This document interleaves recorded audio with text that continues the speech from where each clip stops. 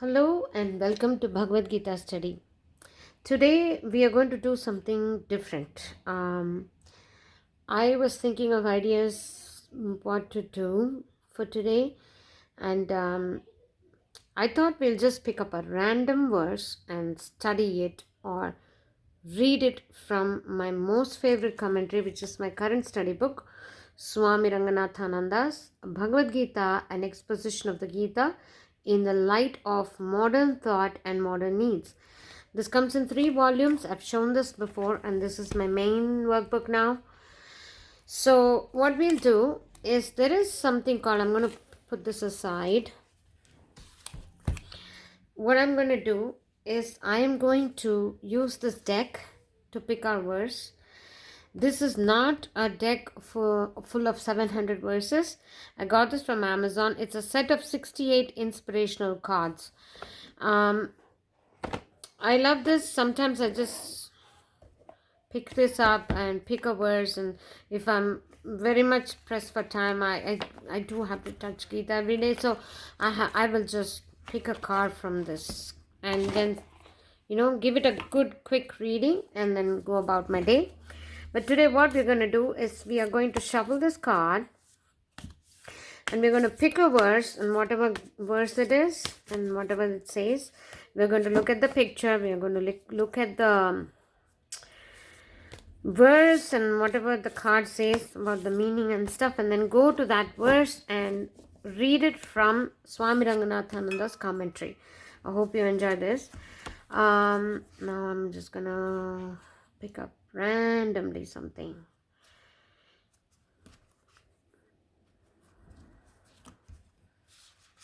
Okay, now I've picked up a card. I'll put the rest alone. Okay, this is sense control. And the picture here is the most beautiful picture of Brahma just prostrating before Krishna and all the gopikas around him and the cows. This is a very beautiful picture. I'm just taking it in as I read this, sense control. Okay, let's see which verse we got. We got chapter 2, verse 58. Yada samharate chayam kurmonganiva sarvashah indriyani indriyartebhyas tasya prajna pratishtita. One who is able to withdraw the senses from their objects like a tortoise drawing its limbs within its shell is firmly established in wisdom.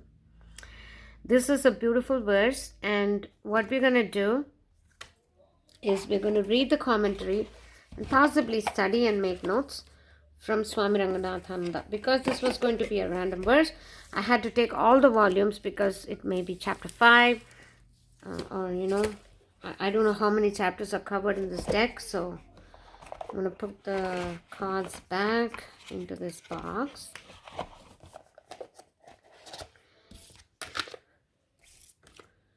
$258. Okay, so that's from volume 1. So we're going to take volume 1 and go to verse 258.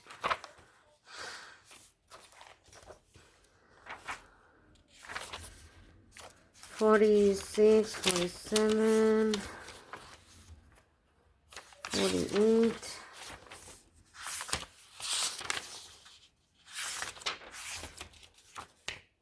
$53, $55, $56, $58. Here it is. Yada samharate chayam kurmonganiva sarvashah indriyani indriyatebhya tasya prajna pratishtita. Okay, so when also, like the tortoise drawing its limbs, one can completely withdraw the senses from their sense objects, his or her wisdom becomes steady. Let's see. I'm going to read the whole purport and then probably note down the key takeaways. I had this posted on top. I don't know If this is related to that, sometimes I do take notes and put them even for several verses ahead. So, okay, let's see. We have studied the tortoise. Whenever it senses some trouble outside, it withdraws itself within its shell, and nothing can harm it there. It knows when to withdraw, it knows when to come out also. So, we have to develop this capacity of the tortoise to withdraw into oneself and later come out also. Yada samharate chayam kurmonganaiva sarvashaha, as a tortoise withdraws all its limbs and protects itself. Similarly, I have highlighted this. Indriyani indriyartebhya. We have to develop the capacity to withdraw our sense organs from the sense objects and come out later. This capacity, this freedom, when we develop, we become sthita prajna. Sthita prajna is somebody that has a stabilized wisdom. Tasya prajna pratishtita. His or her prajna, that is the wisdom, is well established. How much observation of animal behavior you will find in our literature. The Mahabharata, Ramayana are full of observations of animal behavior and how we can learn lessons from the behavior of animals. Animal stories are plenty in our literature, and it has gone to various countries from India. These animal stories, which inspire all children all over the world, even grown ups also. Then comes the next verse, which is a verse containing a deep psychological study of the human mind. But before that, I'll see what if, here I've written Nididhyasana. A fence needs to be built around a tender plant, and this was on top of here. So I'm assuming the context is this verse. A fence needs to be built around a tender plant of Vedantic meditation.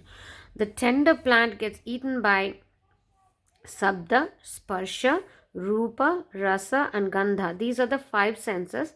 Shabda being the sound, Sparsha is touch, Rupa is seeing, vision, Rasa is taste, and Gandha is the sense of smell. So withdrawal is necessary. How do we practice that?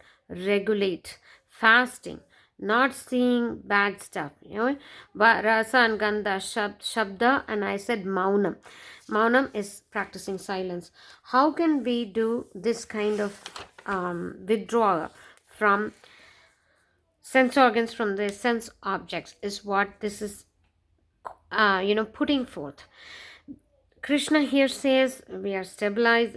Certain persons with stabilized wisdom always do this thing. What thing is the tortoise, just like it withdraws its limbs completely and protects itself. Somebody who has a stabilized wisdom can do that.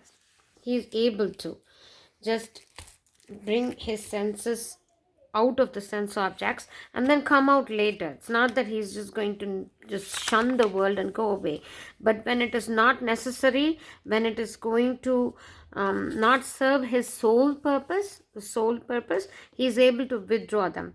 How do we practice that? That's a question that we might have to raise with this verse. So let's say the key takeaways of 258 would be, I hope you were able to see this. Okay. Key takeaways.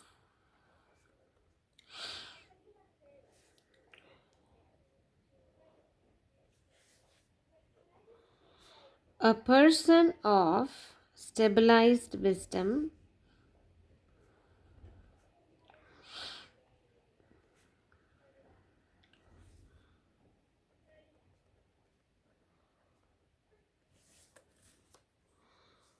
withdraws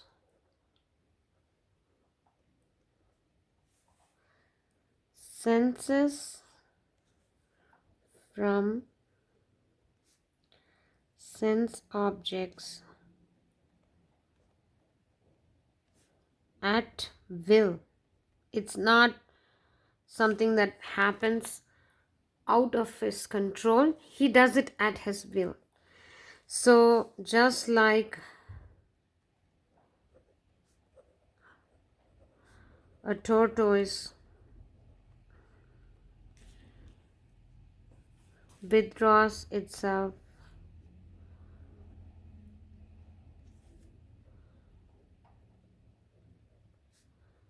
within the shell to protect itself from danger.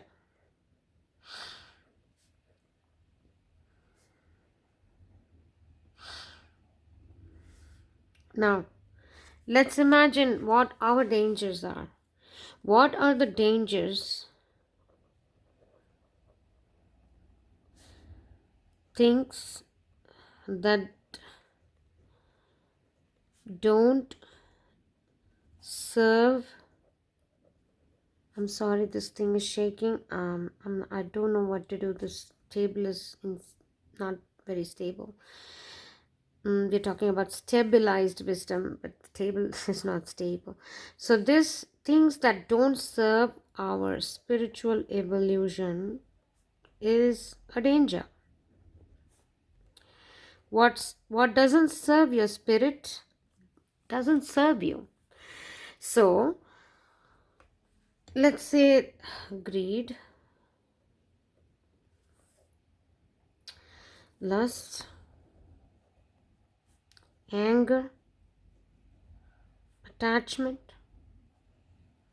aversion. Let's just to think of a few. These are the dangers from which you have to protect yourself. Soul needs, or we need protection from this,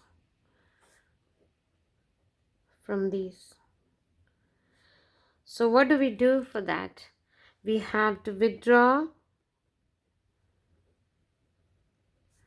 sense from sense objects. What are senses? Shabda, that is hearing, sparsha, touch, rupa, seeing, rasa, taste, and gandha, which is smell. These senses, what are the sense objects?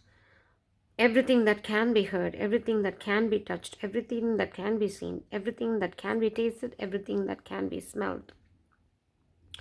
So all these objects outside the world, they're all sense objects. How does one withdraw the senses from those objects?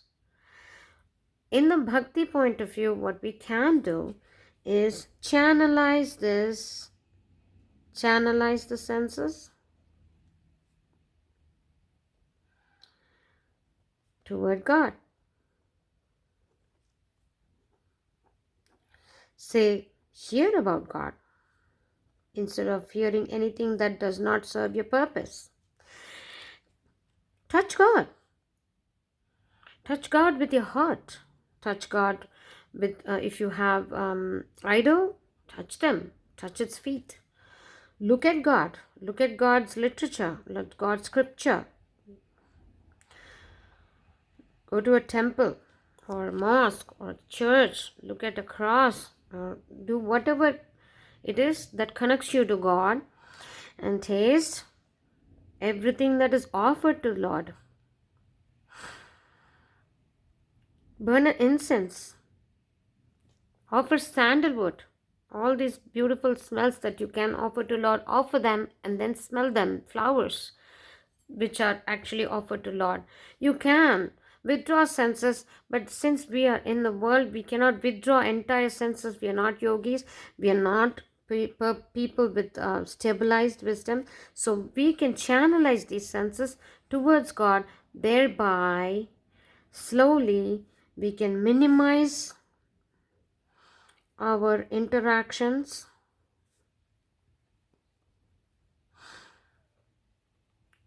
with worldliness, thereby protecting ourselves from greed, lust, anger, attachment, and aversion. As and when we start channelizing it, we are actually withdrawing our senses like the limbs of a tortoise and then placing it in a protection shell called God. So this is possible to do that. That's my key takeaway from this verse. And we'll do more of this if you enjoy this kind of a thing. And I will meet you with my next video.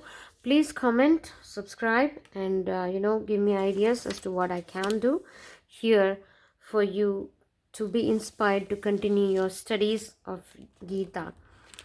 I will meet with you again soon. Bye bye.